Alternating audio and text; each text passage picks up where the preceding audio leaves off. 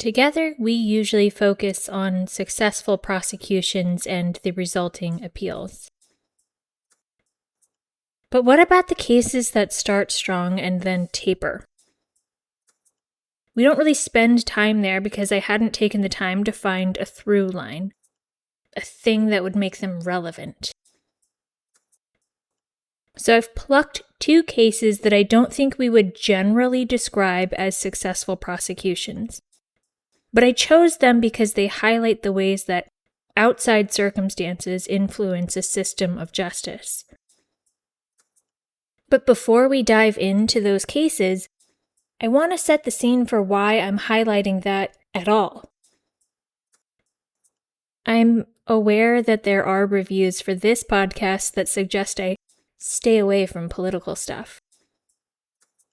They've been around for over a year, but I've declined to address them until now.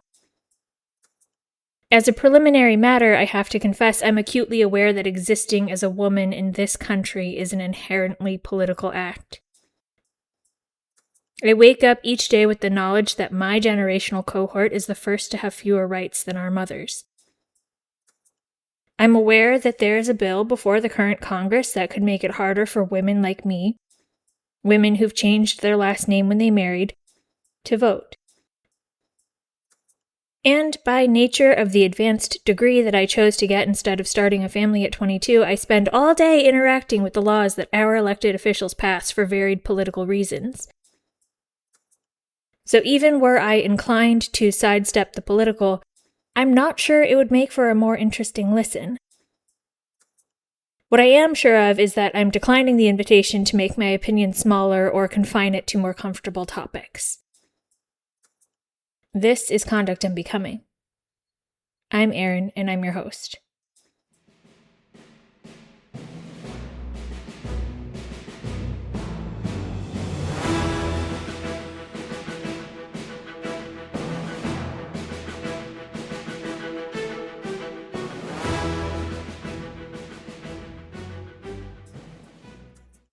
In March 2014, the U.S. Senate declined to pass Senator Gillibrand's bill to transfer the authority over sexual assault prosecutions from command to independent prosecutors. But senators did pass another bill aimed at strengthening the procedures for investigating and trying cases of sexual assault. So it wasn't that the Senate didn't think the prevalence of sexual assault in the armed forces and the notable uptick in reports were unimportant. Instead, it sort of seemed like they felt the military wasn't taking them seriously enough. During the floor debate on the ultimately rejected bill, Congress would spend time discussing why the hierarchy of military commands were seemingly unfair to women and to reporting victims. Somehow that both seems too broad and too narrow. Too broad in the sense that the issue isn't women in the military, or at least it wasn't then. Perhaps some would argue that the Secretary of Defense has made it an issue now. But also too narrow because women aren't the only victims of sexual assault. But we can imagine lots of reasons that the hierarchy of military commands could be unfair to women, and a handful of reasons that may have improved or not over the last 12 years. But mere days after the Senate declined to pass the bill, the military judge presiding over the court-martial of Brigadier General Jeffrey Sinclair pumped the brakes, finding there may have been undue command influence in the matter. The government had accused Sinclair, who was married, of forcing his mistress, an army captain, to perform oral sex upon him after an argument, or after arguments, and if I'm putting the various articles together properly, he was also charged with sodomy. Or, more simply, I guess, he was accused of sexually assaulting a subordinate while they served together for years in both Iraq and Afghanistan. She alleged that she made numerous requests to be transferred away from his command, and that he repeatedly sabotaged her career by pushing through orders that kept her with him, subordinate to him, and under his command. The prosecutors in Sinclair's court-martial went to the command with the plea agreement they'd worked up with the defense. The command rejected the plea agreement, perhaps seeking to take the allegations, at least on face value, more seriously. This rejection, the military judge determined, amounted to undue influence. When pressed on the issue, the DoD and the Army declined to comment on the case, fearing it would be construed as further undue influence. But an unnamed senior military official did offer their 2 cents that the decision was likely to spark a bunch of undue command influence arguments from defense counsel and sexual assault prosecutions. Others warned that unless the command-centric nature of the military justice system got a reboot, the issue was just going to keep coming up over and over and over again. I think the last time I talked substantively about the need for independent prosecutors, I tackled it from the perspective that a command might be disinclined to prosecute a meritorious case because they believed the alleged perpetrator to be a good guy. That somehow if somebody is a good enough service member, their bad behavior doesn't matter or doesn't matter as much. And I think that's what the Senate bill that was passed in 2014 was probably designed to ameliorate. And from the perspective of achieving justice for survivors, it is perhaps a tiny bit more palatable for someone to accept that an independent prosecutor well-versed in what it takes to secure a conviction declined to pursue charges or offered a plea agreement to the accused. But the other side of the coin is equally problematic. Commands that are overly aggressive in the pursuit of what they perceive to be justice, refusing to accept that the evidence might not be there to secure a conviction, and blazing ahead so that they could not be accused of being soft on sexual assault. This seems like the right time to slip in a bit of a distinction. I'm not suggesting that the accusers, primarily women in these cases, were untruthful or that prosecutors didn't believe them and the command did. Absence of evidence is not proof that something didn't happen. And there's a difference between someone being a liar and not having enough evidence to succeed at court-martial. And we kind of want the people who make the go, no-go decision on a case to be able to consider that objectively. And in the cases I cover in this episode, the allegation is really that the commands concerned with appearances and political fallout couldn't be objective. The downside to pursuing unfortified cases is that acquittal can be read as proof that victims lied, that reports cannot be trusted, that sexual assault is not actually happening. That case against General Sinclair took a hit with the undue command influence finding, but it wasn't the only uphill climb that prosecutors faced. It became clear that the captain he was having an affair with continued the affair after the alleged assault. Frankly, I don't find that to be the most surprising thing, especially if Sinclair was altering her orders to keep her tethered to him and to his career. But it was enough to weaken the case and get the sexual assault and sodomy charges dropped.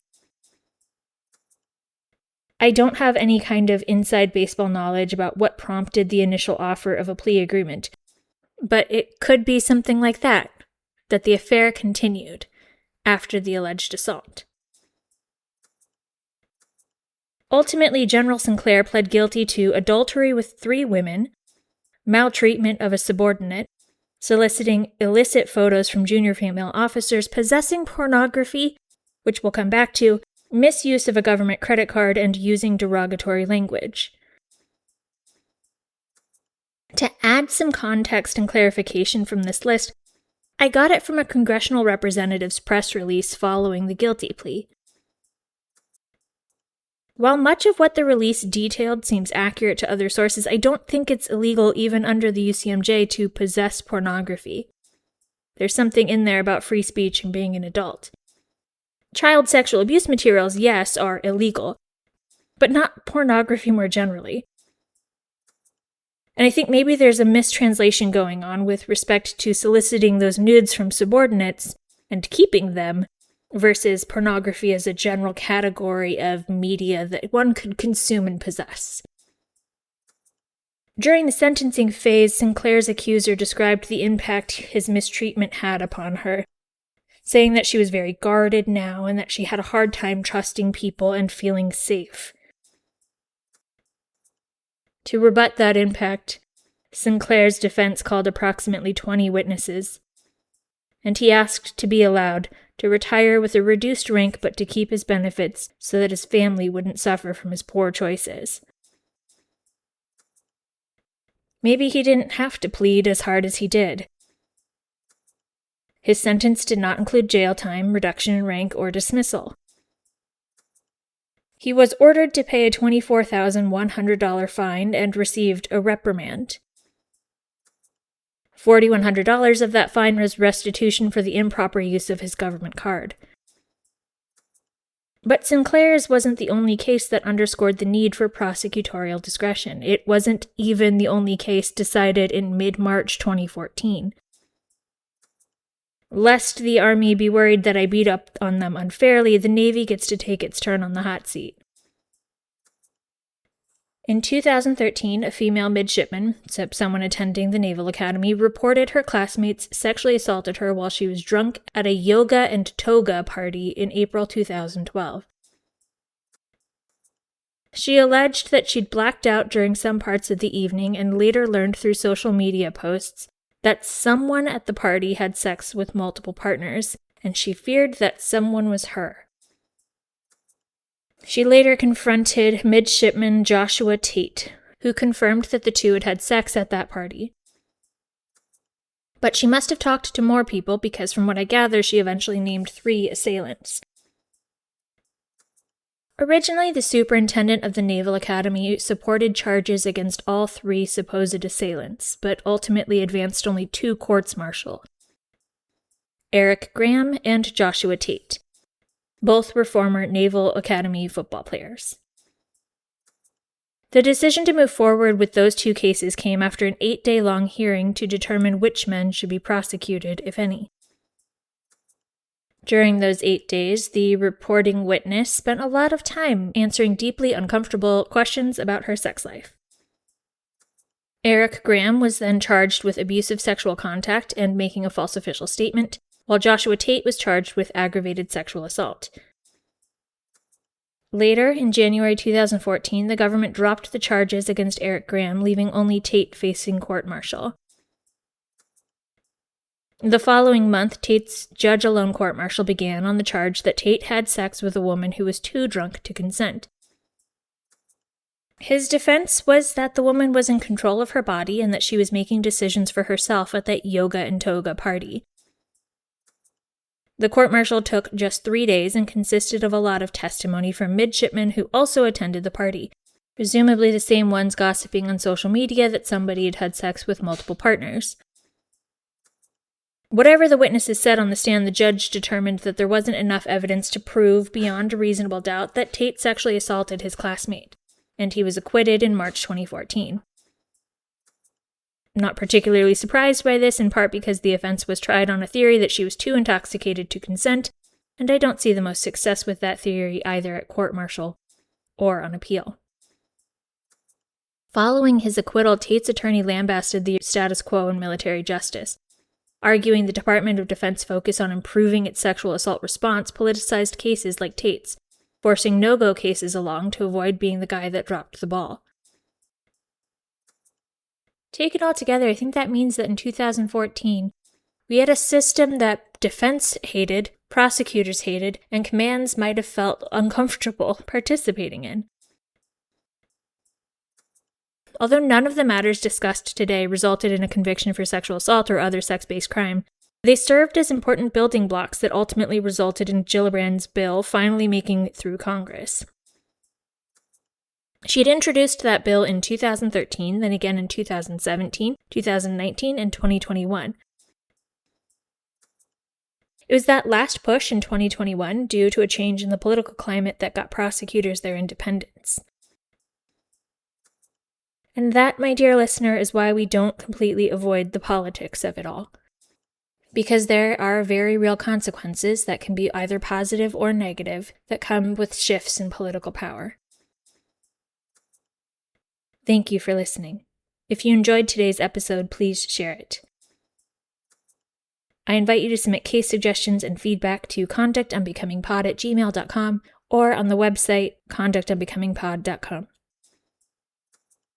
Join me next time when we take our agenda to war crimes. Until then, take care.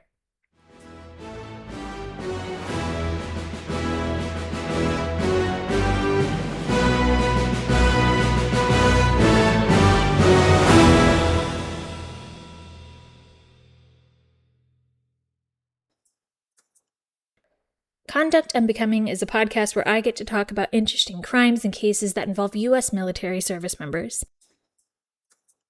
I research, write, and produce the podcast myself. The opinions expressed are my own, and perhaps it's obvious. Conduct Unbecoming is not approved, authorized, or endorsed by the Department of Defense, or by their new preferred name, the Department of War.